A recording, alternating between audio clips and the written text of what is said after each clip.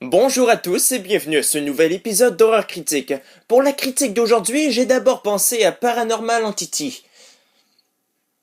J'en ai eu la nausée, alors j'ai décidé de changer.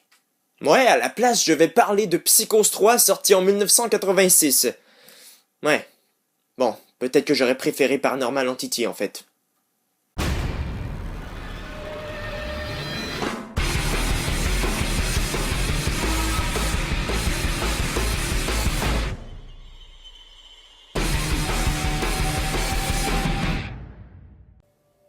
Quelques jours se sont écoulés depuis les événements de Psychose 2.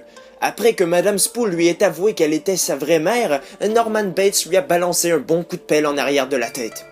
Il n'a bien sûr pas perdu ses vieilles habitudes, alors il a empaillé le cadavre. C'est ma grande passion, empailler les choses. Quand Norman engage un jeune homme fauché trop curieux et que les gens s'inquiètent de la disparition de Madame Spool, les troubles commencent à s'accumuler. Toutefois, Norman semble trouver un certain réconfort en une jeune femme qu'il a sauvée du suicide. Mais cependant, l'ombre de sa mère plane toujours au-dessus de lui. Aïe aïe aïe, quel beau foutoir! Psychose 2 possédait une sacrée intrigue. L'histoire était vive et entraînante. Faut dire qu'elle a été écrite par Tom Holland.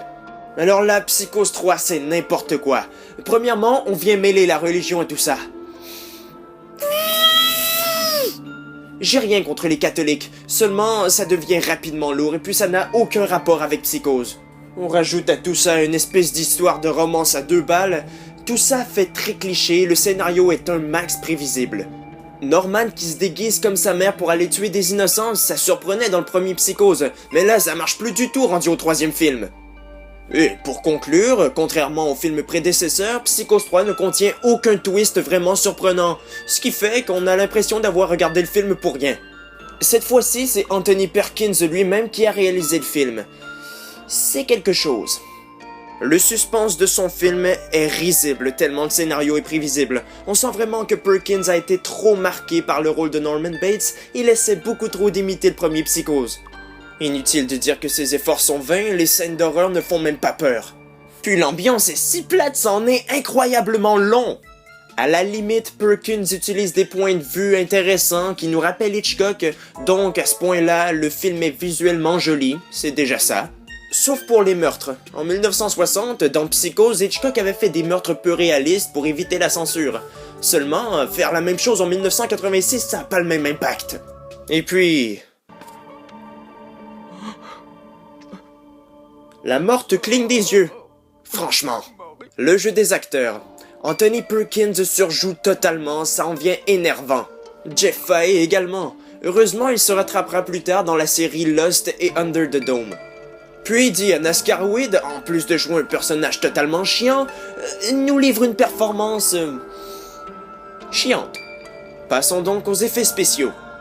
Même si les meurtres sont mal construits, comme je vous l'ai dit, au moins les effets spéciaux sont plutôt réussis.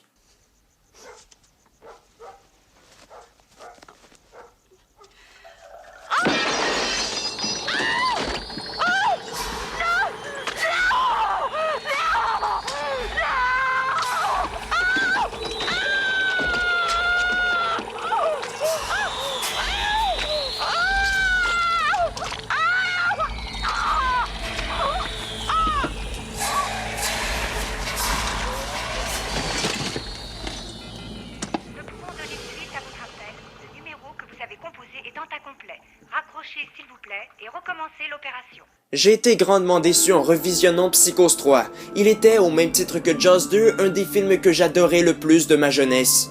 Mais c'est en le regardant dernièrement que j'ai trouvé qu'il avait perdu son impact. Je lui donne donc une note de 4 sur 10. Le scénario est plat et sans but, la réalisation n'a aucune ambiance, les acteurs sont pourris, mais au moins les effets spéciaux sont plutôt bien. Ouais, il fait tâche à côté de Psychose 2 qui était une très bonne suite. Bref, cet épisode d'Horreur Critique est à présent terminé, j'espère de tout cœur qu'il vous a plu. Ne ratez pas les prochains, laissez des commentaires puis abonnez-vous à ma chaîne. Salut!